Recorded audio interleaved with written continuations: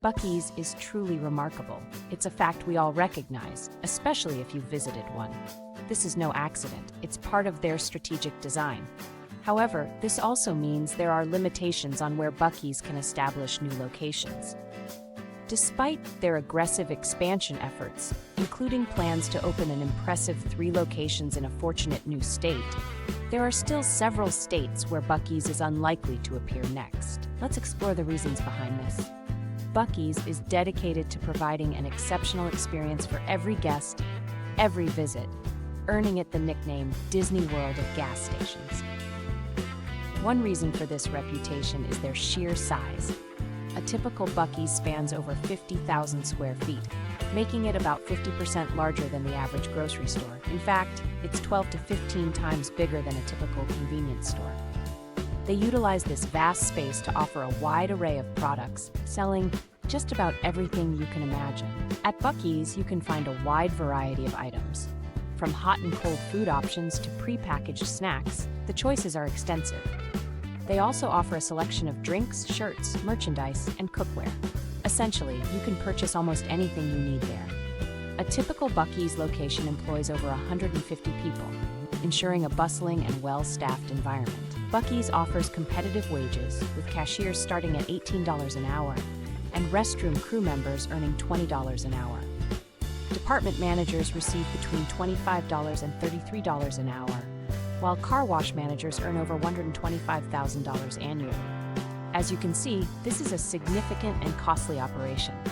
There is one crucial element that keeps everything running smoothly. Buc-ee's strategy came into focus when they filed for their proposed location in Kansas City. Management disclosed that they anticipate 4 million annual visitors to this site alone. This highlights a substantial operation that hinges on intelligent site selection.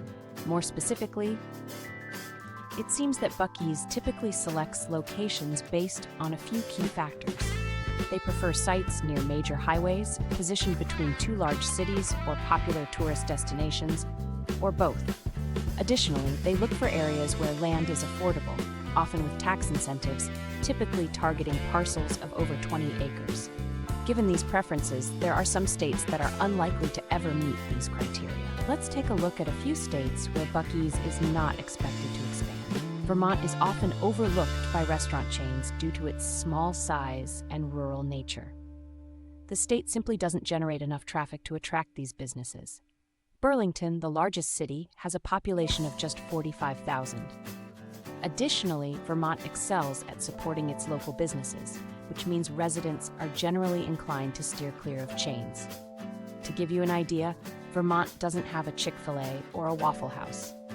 It seems unlikely that will change anytime soon. It's quite evident why Alaska isn't an ideal location for a Buc-ee's.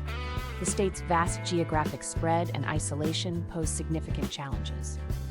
Buc-ee's relies heavily on car traffic, and while Alaska does attract a lot of tourists, the majority arrive by ship. Idaho features just one major city, Boise, with a population of 235,000. It is geographically isolated from other significant population hubs, which are located in the western parts of Washington State and Oregon, namely Seattle and Portland. Additionally, most road trippers heading to Yellowstone and Grand Teton National Parks typically travel from the east. On a side note, a Buc-ee's in Wyoming near Yellowstone would likely thrive, given the potential business from park visitors. It's no surprise that Hawaii is too small and too isolated for a Buc-ee's. Just consider the high costs involved in transporting all the necessary food to be prepared and stocked there. Plus, the essence of Buc-ee's, which thrives on long road trips, would be hard to capture in Hawaii. Maine, much like Vermont, is quite rural and somewhat isolated. The state's largest city, Portland, has a population of fewer than 70,000 people.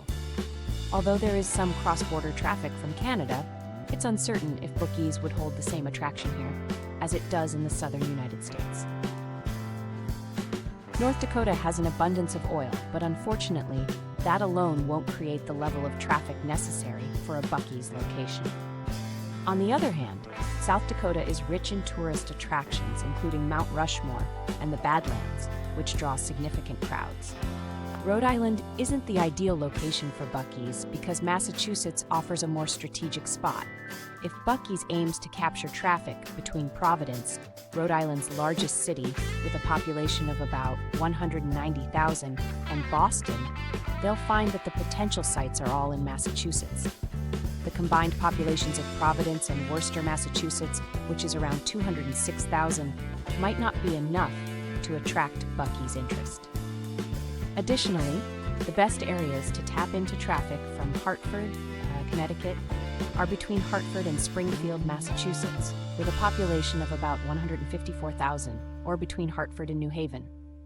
Furthermore, Rhode Island's real estate prices are quite high, making it less appealing for such an investment. After much consideration and research, I've come to believe that New Jersey might not be the ideal location for a Buc-ee's store. While it does meet several key criteria, such as having large population centers, significant through traffic, and major highways like I-95 and the New Jersey Turnpike, there's a significant hurdle that stands in the way. In New Jersey, you can't pump your own gas. It's a unique rule where a gas station attendant must do it for you. This would mean Buc-ee's would need to staff all of its gas pumps. Let's break down the numbers. Buc-ee's offers a starting wage of $18 an hour.